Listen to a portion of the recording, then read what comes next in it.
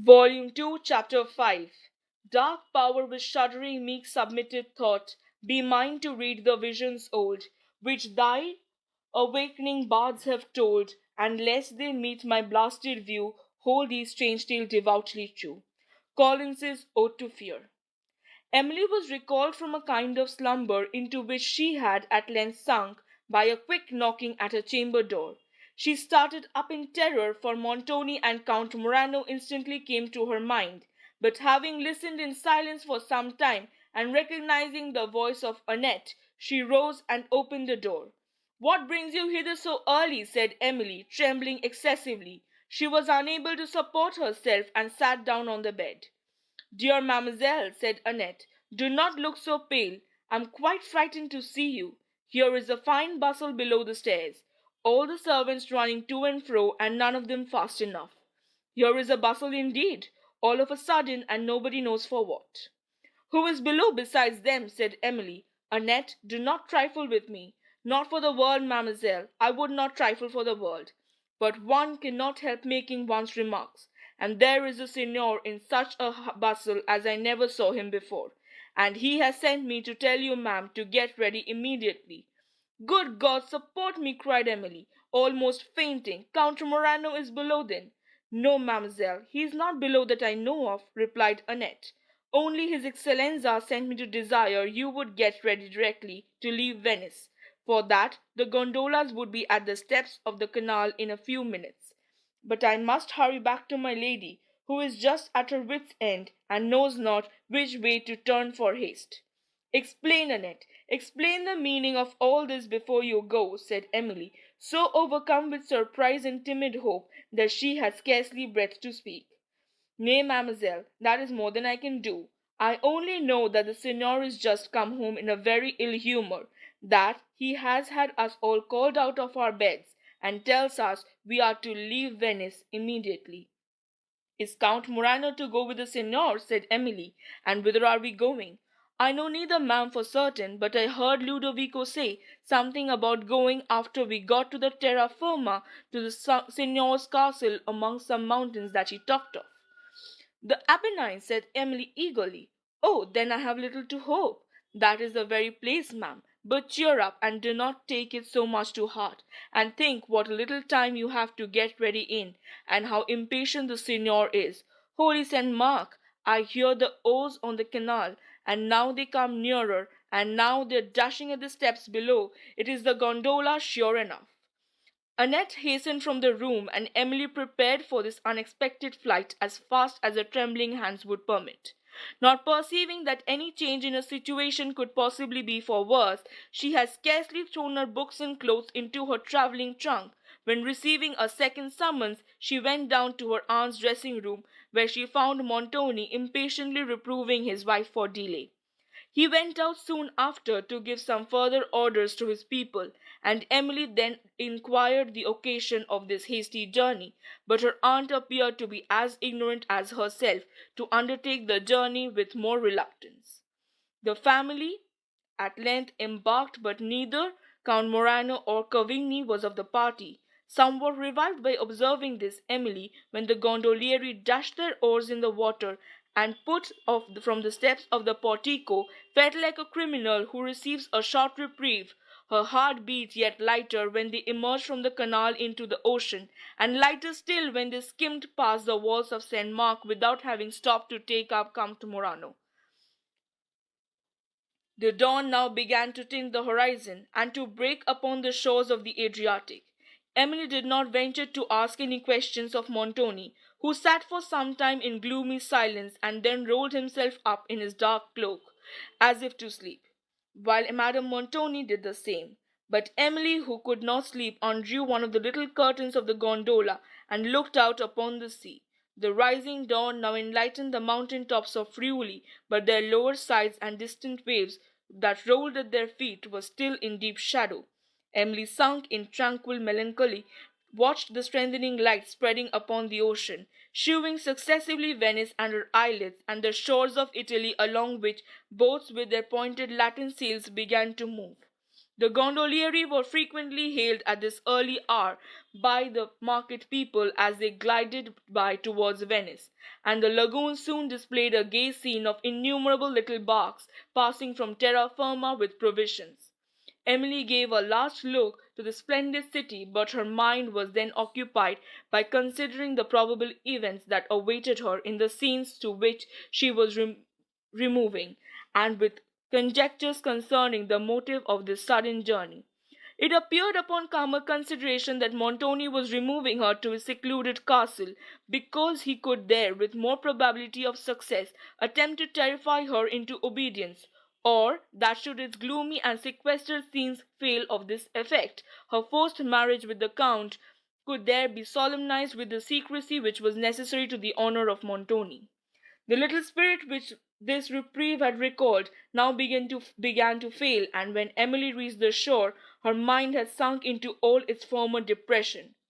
Montoni did not embark on the Brenta, but pursued his way in the carriages across the country towards the Apennine, during which journey his manner to Emily was so particularly severe that this alone would have confirmed her late conjecture, had any such confirmation been necessary.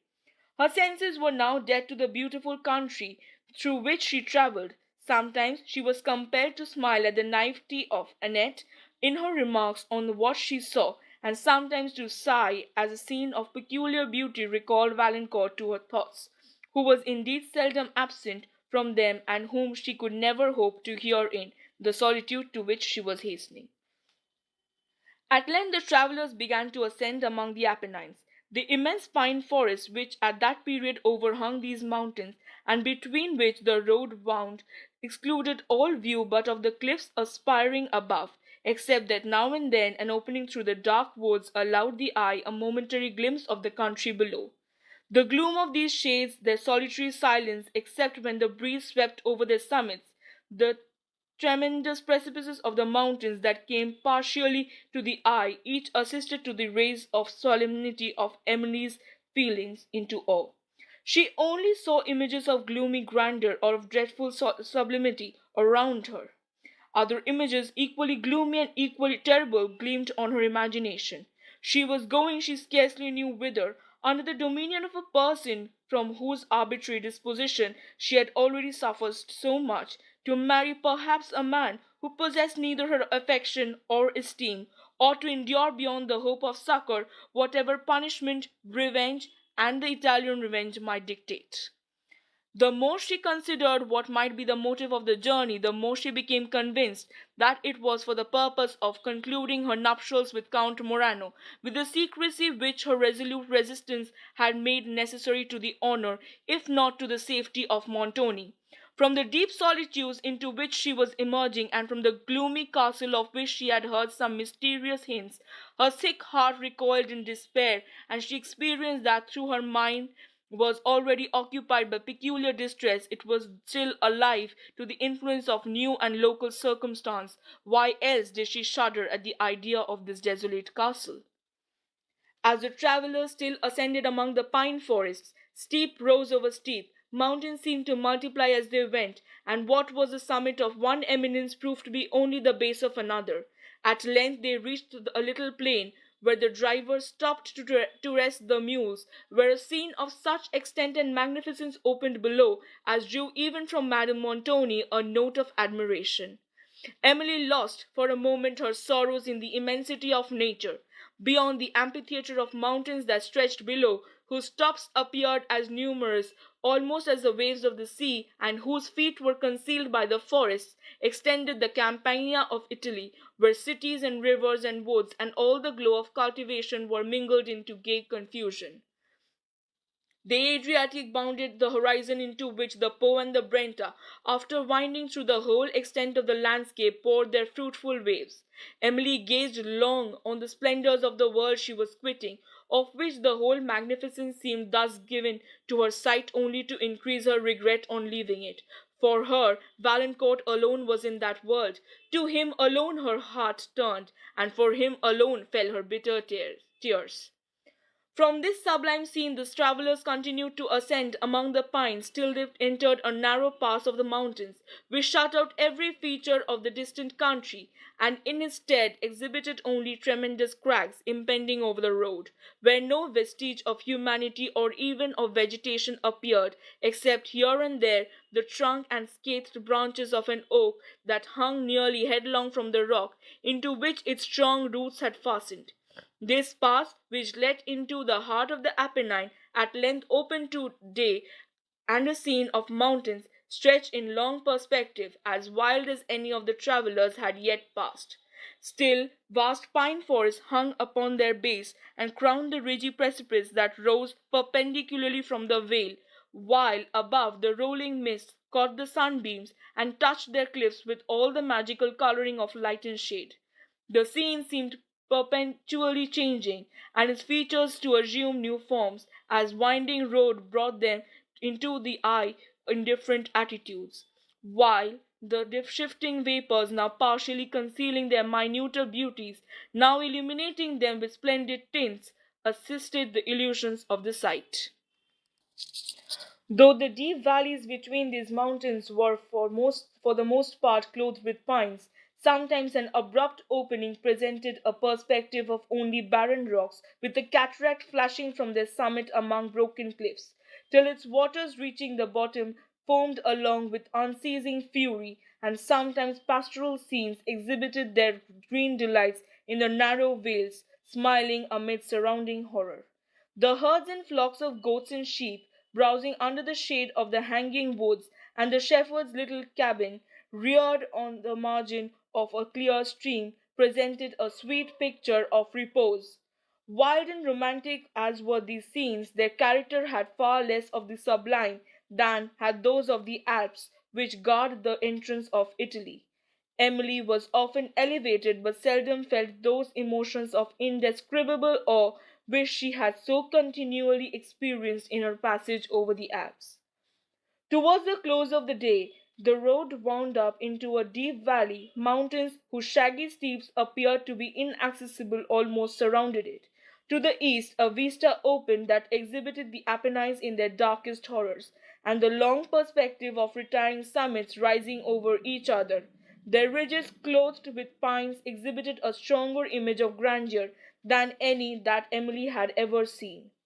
The sun had just sunk below the top of the mountain she was descending, whose long shadow stretched athwart the valley, but his sloping rays, shooting through an opening of the cliffs, touched with a yellow gleam the summits of the forest that hung upon the opposite steeps, and streamed in full splendor upon the towers and battlements of the castle that spread its extensive ramparts along the brow of a precipice above.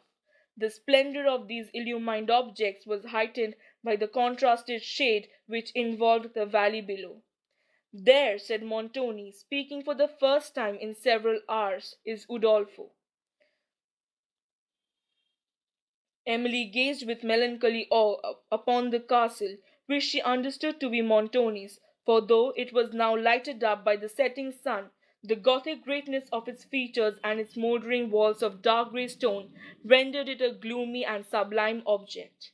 As she gazed, the light died away on its walls, leaving a melancholy purple tint, which spread deeper and deeper as the thin vapour crept up the mountain, while the battlements above were still tipped with splendor. From those too the rays soon faded, and the whole edifice was invested with the solemn duskiness of evening. Silent, lonely, and sublime, it seemed to stand sovereign of the scene and to frown defiance on all who dared to invade its solitary reign. As the twilight deepened, its features became more awful in obscurity, and Emily continued to gaze till its clustering towers were alone seen rising over the tops of the woods, beneath whose thick shade the carriages soon after began to ascend. The extent and darkness of these tall woods awakened terrific images in her mind, and she almost expected to see banditti start up from under the trees. At length the carriages emerged upon a healthy rock, and soon after reached the castle gates, where the deep tone of the portal bell, which was struck upon to give the notice of their arrival, increased the fearful emotions that had assailed Emily.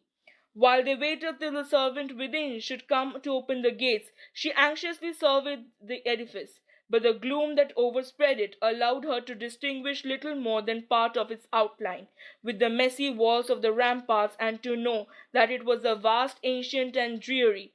From the paths she saw, she judged of the heavy strength and extent of the whole.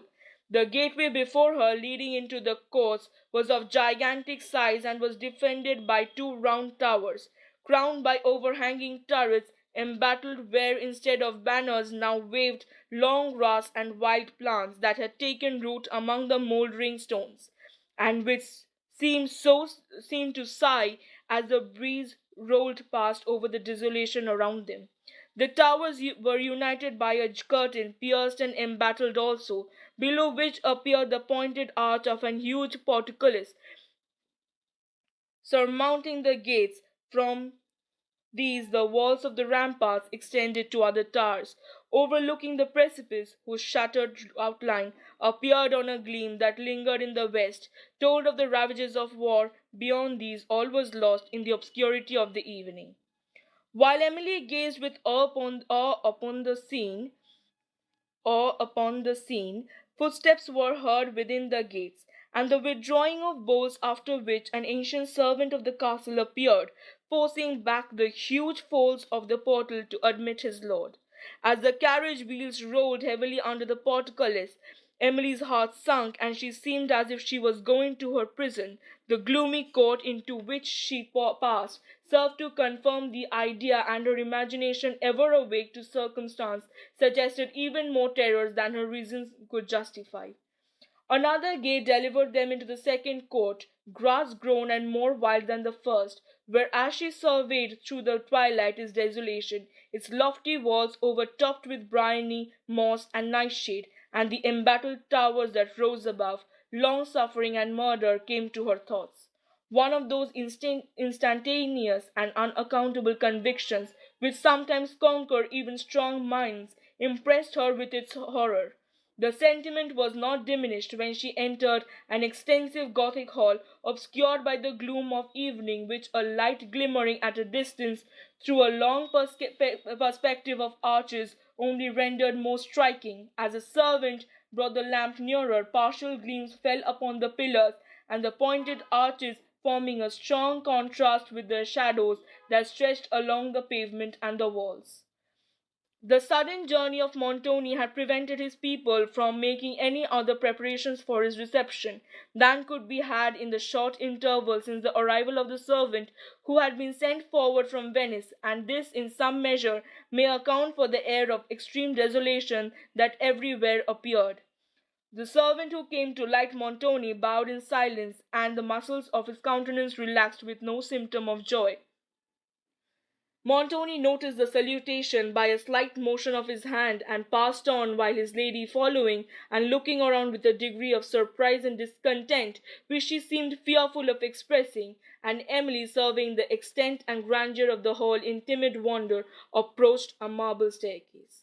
The arches were open to a lofty vault, from the centre of which hung a tripod lamp, which a servant was hastily lighting, and the rich fretwork of the roof, a corridor leading into several upper apartments, and a painted window stretching nearly from the pavement to the ceiling of the hall, became gradually visible. Having crossed the foot of the staircase and passed through the anteroom, they entered a spacious apartment whose walls, wainscoted with black larch wood, and growth of neighboring mountains, were scarcely distinguishable from darkness itself. "Bring more light," said Montoni as he entered. The servant, setting down his lamp, was withdrawing to obey him, when Madame Montoni, observing that the evening air of this mountainous region was cold, and that should like a fire, Montoni ordered that wood might be brought. While he paced the room with thoughtful steps, and Madame Montoni sat silently on a couch at the upper end of it, waiting till the servant returned, Emily was observing the singular solemnity and desolation of the apartment, viewed as it now was by the glimmer of the single lamp placed near a large Venetian mirror that duskily reflected the scene, with the tall figure of Montoni passing slowly along, his arms folded and his countenance shaded by the plume that waved in his hat. From contemplation of this scene, Emily's mind proceeded to the apprehension of what she might suffer in it, till the remembrance of Valancourt, far, far distant, came to her heart and softened it to sorrow. A very heavy sigh escaped her, but trying to conceal her tears, she walked away to one of the high windows that opened upon the ramparts below, which spread the woods she had passed in her approach to the castle. But the night shade sat deeply on the mountains beyond, and their indented outline alone could be faintly traced on the horizon, where a red streak yet glimmered in the west. The valley between was sunk in darkness. The scene within, upon which Emily turned on the opening of the door, was scarcely less gloomy. The old servant who had received them at the gates now entered, bending under a load of pine branches, while two of Montoni's Venetian servants followed with lights. "Your Excellenza is welcome to the castle," said the old man, as he raised himself from the hearth, where he had laid the wood. "It has been a lonely place a long while, but you will excuse it, Signor, knowing we had but short notice. It is near 2 years, come next feast of Saint Mark, since your Excellenza was within these walls." "You have good memory, old Carlo," said Montoni. "It is there about. And how hast thou contrived to live so long?" A day, sir, with much ado. The cold winds that blow through the castle in winter are almost too much bed for me, and I thought sometimes of asking your Excellenza to let me leave the mountains and go down into the lowlands, but I don't know how it is. I'm loth to quit these old walls I have lived in so long." "Well, how have you on in the castle since I left it?" said Montoni. "Why, much as usual, Signor, only it wants a good deal of repairing. There is a north tower, some of the battlements have tumbled down, and had like one day to have knocked my poor wife, God rest her soul, on the head. Your Excellenza must know—" "Well, but the repairs," interrupted Montoni. "Ay, the repairs," said Carlo. "A part of the roof of the great hall has fallen in, and all the winds from the mountains rushed through it last winter, and whistled through the whole castle so that there was no keeping oneself warm, be where one would. There my wife and I used to sit, shivering over a great fire in one corner of the little hall, ready to die with cold, and— "But there are no more repairs wanted," said Montoni impatiently. "Oh Lord, your Excellenza, yes! The wall of the rampart has tumbled down in 3 places. Then the stairs that lead to the west gallery have been long time so bad that it is generous to go up them, and the passage leading to the great oak chamber that overhangs to the north rampart. One night last winter I ventured to go there by myself, and your Excellenza—" "Well, well, enough of this," said Montoni with quickness. "I will talk more with thee tomorrow." The fire was now lighted. Carlo swept the hearth and placed the chairs, and wiped the dust from a large marble table that stood near it, and then left the room. Montoni and his family drew round the fire. Madame Montoni made several attempts at conversation, but his sullen answers repulsed her, while Emily sat endeavouring to acquire courage enough to speak to him. At length, in a tremulous voice, she said, "May I ask, sir, the motive of this sudden journey?" After a long pause she recovered sufficient courage to repeat the question. "It does not suit me to answer your enquiries," said Montoni, "nor does it become you to make them. Time may unfold them all, but I desire I may be no further harassed, and I recommend it to you to retire to your chamber, and to endeavour to adopt a more rational conduct than that of yielding to fancies, and to a sensibility which, to call it by a gentlest name, is only a weakness." Emily rose to withdraw. "Good night, madam," said she to her aunt, with an assumed composure that could not disguise her emotion. "Good night, my dear," said Madame Montoni, in a tone of kindness which her niece had never before heard from her, and the unexpected endearment brought tears to Emily's eyes. She curtsied to Montoni and was retiring. "But you do not know the way to your chamber," said her aunt. Montoni called the servant who waited in the anteroom, and bade him send Madame Montoni's woman, with who, in a few minutes, Emily withdrew. "Do you know which way my room?" she said to Annette, as they crossed the hall. "Yes, I believe I do, mademoiselle, but this is such a strange rambling place. I have been lost in it already. They call it the double chamber over the south rampart, and I went up this great staircase to it. My lady's room is at the other end of the castle." Emily ascended the marble staircase and came to the corridor, as they passed through which Annette resumed her chat. What a wild, lonely place this is, ma'am. I shall be quite frightened to live in it. How often and often I have wished myself in France again. I little thought when I came with my lady to see the world that I should ever be shut up in a place like this, or I would never have left my own country. This way, mademoiselle, down this turning. I can almost believe in giants again, and such like, for this is just like one of their castles, and some night or other I suppose I shall see fairies too, hopping about in that great hall that looks more like a church with its huge pillars than anything else. Yes, said Emily, smiling, and glad to escape from more serious thought. If we come to the corridor about midnight and look down into the hall, we shall certainly see it illuminated with 1,000 lamps, and the fairies tripping in gay circles to the sound of delicious music. For it is in such places as this, you know, that they come to hold their revels. But I am afraid, Annette, you will not be able to pay the necessary penance for such a sight, and if once they hear your voice, the whole scene will vanish in an instant. Oh, if you will bear me company, mademoiselle, I will come to the corridor this very night, and I promise you I will hold my tongue. It shall not be my fault if the show vanishes. But do you think they will come? I cannot promise that with certainty, but I will venture to say it will not be your fault if the enchantment should vanish. Well, mademoiselle, that is saying more than I expected of you, and I am not so much afraid of fairies as of ghosts, and they say there are a plentiful of many of them about the castle. Now I should be frightened to death if I should chance to see any of them. But hush, hush, mademoiselle, walk softly. I have thought several times something passed by me. Ridiculous, said Emily. You must not indulge such fancies. Oh, ma'am, they are not fancies for aught I know. Benedetto says these dismal galleries and halls are fit for nothing but ghosts to live in, and I verily believe if I live long in them I shall turn into one myself. I hope, said Emily, you will not suffer Signor Montoni to hear of these weak fears. They would highly displease him. What! You know then, mademoiselle, all about it? Rejoined Annette. No, no, I do know better than to do so, though. If the Signor can sleep sound, nobody else in the castle has any right to lie awake, I'm sure. Emily did not appear to notice this remark. Down this passage, mademoiselle. This leads to a back staircase. Oh, if I see anything, I shall be frightened out of my wits.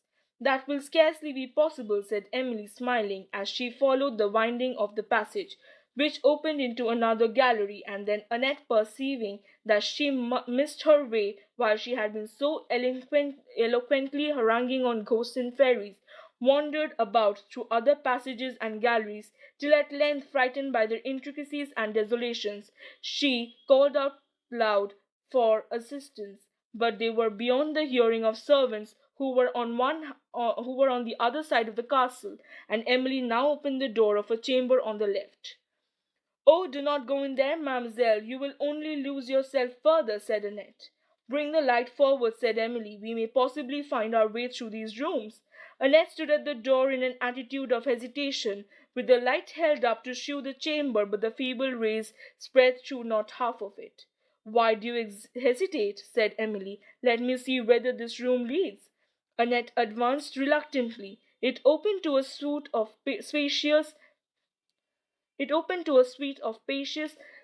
and ancient apartments, some of which were hung with tapestry and others wainscoted with cedar and black larchwood. What furniture there was seemed to be almost as old as the rooms, and retained an appearance of grandeur, though covered with dust and dropping into pieces with the damps and with age. "How cold these rooms are, mademoiselle!" said Annette. "Nobody has lived in them for many, many years, they say. Do let us go. They may open upon the great staircase, perhaps," said Emily, passing on till she came to a chamber hung with pictures, and took the light to examine that of a soldier on horseback in a field of battle. He was darting his spear upon a man who lay under the feet of the horse, and who held up one hand in a supplicating attitude. The soldier, whose beaver was up, regarded him with a look of vengeance, and the countenance with that expression struck Emily as resembling Montoni. She shuddered and turned from it, passing the light hastily over several other pictures. She came to one concealed by a veil of black silk. The singularity of the circumstance struck her, and she stopped before it, wishing to remove the veil, and examine what could thus be carefully concealed, but somewhat wanting courage. "Holy Virgin, what can this mean?" exclaimed Annette. "This is surely the picture they told me of at Venice." "What picture?" said Emily. "Why, a picture." "A picture," replied Annette hesitatingly, "but I never could make out exactly what it was about either." "Remove the veil, Annette." "What, I, mademoiselle, I? Not for the world." Emily, turning round, saw Annette's countenance grow pale. "And pray what have you heard of this picture to terrify you so, my good girl?" said she. "Nothing, mademoiselle, I have heard nothing, only let us find our way out." "Certainly, but I wish first to examine the picture. Take the light, Annette, while I lift the veil." Annette took the light and immediately walked away with it, disregarding Emily's call to stay, who, not choosing to be left alone in the dark chamber at length, followed her. "What is the reason of this, Annette?" said Emily, when she overtook her. "What have you heard concerning that picture which makes you so unwilling to stay when I bid you?" "I don't know what is the reason, mademoiselle," replied Annette, "nor anything about the picture. Only I have heard there is something very dreadful belonging to it, and that it has been covered up in black ever since, and that nobody has looked at it for a great many years, and it somehow has to do with the owner of this castle before Signor Montoni came to the possession of it. And, well, Annette," said Emily smilingly, "I perceive it as you say, that you know nothing about the picture." "No, nothing indeed, mademoiselle, for they made me promise never to tell, but—" "Well," rejoined Emily, who observed that she was struggling between her inclination to reveal a secret and her apprehension for the consequence, "I will inquire no further." "No, pray, ma'am, do not." "Lest you should tell all," interrupted Emily. Annette blushed and Emily smiled, and they passed on to the extremity of the suite of apartments and found themselves, after some farther perplexity, once more at the top of the marble staircase, where Annette left Emily while she went to call one of the servants of the castle to shew them to the chamber for which they had been seeking. While she was absent, Emily's thoughts returned to the picture, and an unwillingness to tamper with the integrity of a servant and had checked her inquiries on this subject, as well as concerning some alarming hints which Annette had dropped respecting Montoni. Though her curiosity was entirely awakened, and she had perceived that her questions might easily be answered, she was now, however, inclined to go back to the apartment and examine the picture. But the loneliness of the hour and of the place, with the melancholy silence that reigned around her, conspired with a certain degree of awe excited by the mystery attending this picture to prevent her. She determined, however, when daylight should have reanimated her spirits, to go thither and remove the veil. As she leaned from the corridor over the staircase, and her eyes wandered round, she again observed with wonder and vast strength of the walls, now somewhat decayed, and the pillars of solid marble that rose from the hall and supported the roof. A servant now appeared with Annette, and conducted Emily to her chamber, which was in a remote part of the castle, and at the end of the very corridor from whence the suite of apartments opened, through which they had been wandering.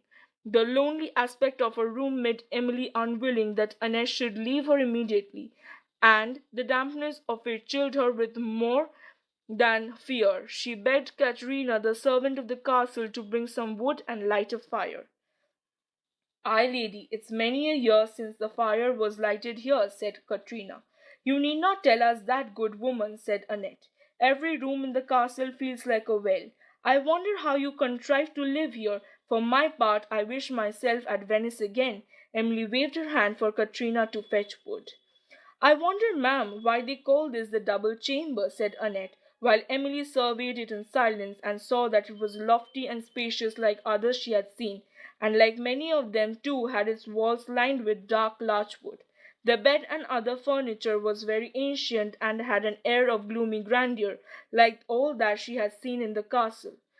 One of the high casements which she opened overlooked a rampart, but the view was hid in darkness. In the presence of Annette, Emily tried to suppose support her spirits, and to restrain the tears which every now and then came to her eyes. She wished much to inquire when Count Morano was expected at the castle, but an unwillingness to ask unnecessary questions and to mention family concerns to a servant withheld her. Meanwhile, Annette's thoughts were engaged upon another subject. She dearly loved the marvellous, and had heard of a circumstance connected with the castle that highly gratified this taste. Having been enjoined not to mention it, her inclination to tell it was so strong that she was at every instant on the point of speaking what she had heard. Such a strange circumstance, too, and to be obliged to conceal it was a severe punishment, but she knew that Montoni might impose one much severer, and she feared to incur it by offending him. Caterina now brought the wood, and its bright blaze dispelled for a while the gloom of the chamber. She told Annette that her lady had inquired for her, and Emily was once again left to her own sad reflections. Her heart was not yet hardened against the stern manners of Montoni, and she was nearly as much shocked now as she had been when she had first witnessed them. The tenderness and affection to which she had been accustomed till she lost her parents had made her particularly sensible to any degree of unkindness, and such a reverse as this no apprehension had prepared her to support. To call off her attention from subjects that pressed heavily upon her spirits, she rose and again examined her room and its furniture. As she walked around it, she passed a door that was not quite shut, and perceiving that it was not the one through which she had entered, she brought the light forward to discover whither it led. She opened it, and going forward, and had nearly fallen down a steep narrow staircase that wound from it, between two stone walls. She wished to know what it led, and was more anxious since it communicated so immediately with her apartment. But in the present state of her spirits she wanted courage to venture into the darkness alone. Closing the door, therefore, she endeavored to fasten it, but upon further examination perceived that it had no bolts on the chamber side, though it had two on the other. By placing a heavy chair against it, she in some measure remedied the defect. Yet she was still alarmed at the thought of sleeping in this remote room alone, with the door opening she knew not whither, and which could not be perfectly fastened on the inside. Sometimes she wished to entreat of Madame Montoni that Annette might have leave to remain with her all night, but was deterred by an apprehension of betraying what would be thought childish fears, and by an unwillingness to increase the apt terrors of Annette. Her gloomy reflections were soon after interrupted by a footstep in the corridor, and she was glad to see Annette enter with some supper sent by Madame Montoni. Having a table near the fire, she made the good girl sit down and sup with her, and when their little repast was over, Annette, encouraged by her kindness and stirring the wood into a blaze, drew her chair upon the hearth nearer to Emily, and said, "Did you ever hear, mademoiselle, of the strange accident that made the Signor lord of the castle?" "What wonderful story have you now to tell?" said Emily, concealing the curiosity occasioned by the mysterious hints she had formerly heard on the subject. "I have heard all about it, mademoiselle," said Annette, looking round the chamber and drawing closer to Emily. "Benedetto told it to me as we travelled together. Says he, 'Annette, you don't know about this castle here that we are going to.' 'No,' says I. 'Mr. Benedetto, pray what do you know?' 'But, mademoiselle, you can keep a secret, or I would not tell it to you for the world, for I promised never to tell, and they say that the Signor does not like to have it talked of.' 'If you promise to keep this a secret,' said Emily, 'you do right not to mention it.'" Annette paused a moment, and then said, "Oh, but to you, mademoiselle, to you I may tell it safely, I know." Emily smiled. "I certainly shall keep it as faithfully as yourself, Annette." Annette replied very gravely that would do, and proceeded. "This castle, you must know, mademoiselle, is very old and very strong, and has stood out many sieges, as they say. Now, it was not Signor Montoni's always, nor his father's, no, but by some law or other it was to come to the Signor if the lady died unmarried." "What lady?" said Emily. "I am not come to that yet," replied Annette. It is the lady I am going to tell you about, mademoiselle. But as I was saying, this lady lived in the castle, and had everything very grand about her, as you may suppose, mademoiselle. The signor used often to come to see her, and was in love with her, and offered to marry her, for though he was somehow related, that did not signify.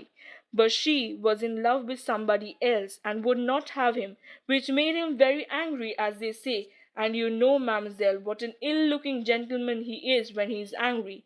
Perhaps she saw him in passion, and therefore would not have him. But as I was saying, she was very melancholy and unhappy, and all that for a long while, and Holy Virgin, what noise is that? Did you not hear a sound, mademoiselle? It was only the wind, said Emily, but do come to the end of your story.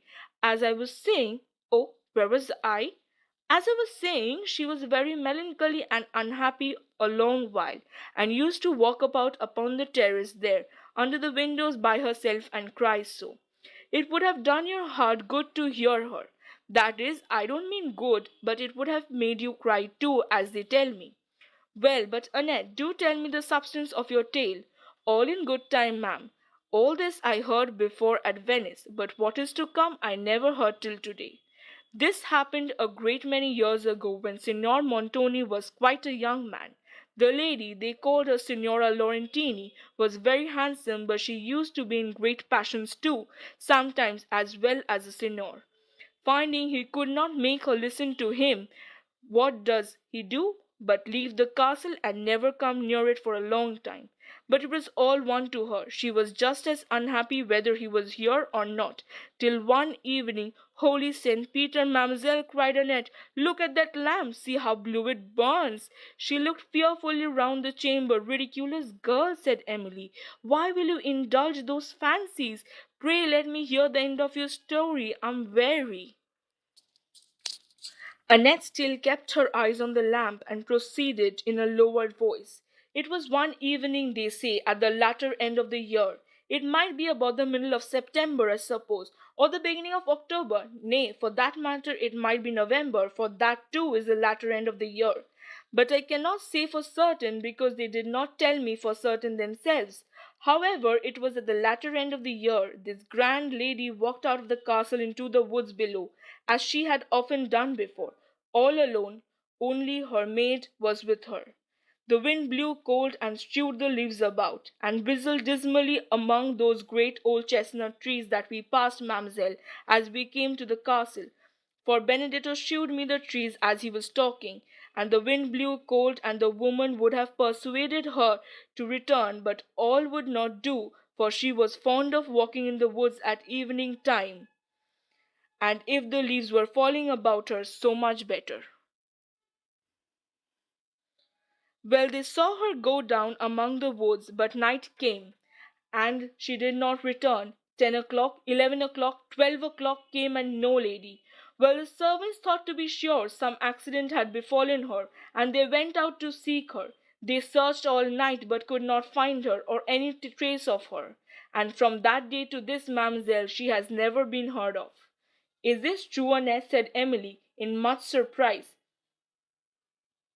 True, ma'am, said Annette, with a look of horror. Yes, it's true, indeed, but they do say, she added, lowering her voice, they do say that the Signora has been seen several times since, walking in the woods and about the castle in the night. Several of the old servants who remained here some time after declared they saw who have happened to be in the castle at night. Carlo, the old steward, could tell such things, they say, if he would.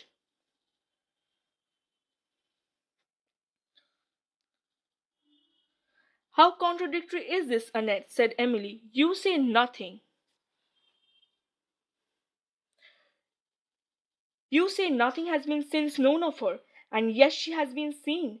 But all this was told me for a great secret, rejoined Annette, without noticing the remark, and I'm sure, ma'am, you would not hurt either me or Benedetto so much as to go and tell it again. Emily remained silent, and Annette repeated her last sentence. You have nothing to fear from my indiscretion, replied Emily. And let me advise you, my good Annette, Be discreet yourself, and never mention what you have just told me to any other person. Signor Montoni, as you say, may be angry if he hears of it. But what enquiries were made concerning the lady?" "Oh, a great deal indeed, mademoiselle, for the signor laid claim to the castle directly as being next heir, and they said, that is, the judges or the senators or somebody of that sort said he could not take possession of it till so many years were gone by, and then, as dead and then, if after all the lady could not be found, why she would be as good as dead, and the castle would be his own, and so it is his own. But the story went round, and many strange reports were spread, so very strange, mademoiselle, that I shall not tell them." "That is stranger still, Annette," said Emily, smiling and rousing herself from her reverie. "But when Signora Laurentini was afterwards seen in the castle, did nobody speak to her?" "Speak? Speak to her?" cried Annette with a look of terror. "No, to be sure." "And why not?" rejoined Emily, willing to hear further. "Holy Mother, speak to a spirit! But what reason had they to conclude it was a spirit unless they had approached and spoken to it?" "Oh, mademoiselle, I cannot tell. How can you ask such a shocking questions? But nobody ever saw it come in or go out of the castle, and it was in one place now, and the next minute in quite another place of the castle, and then it never spoke, and if it was alive, what should it do in the castle if it never spoke?"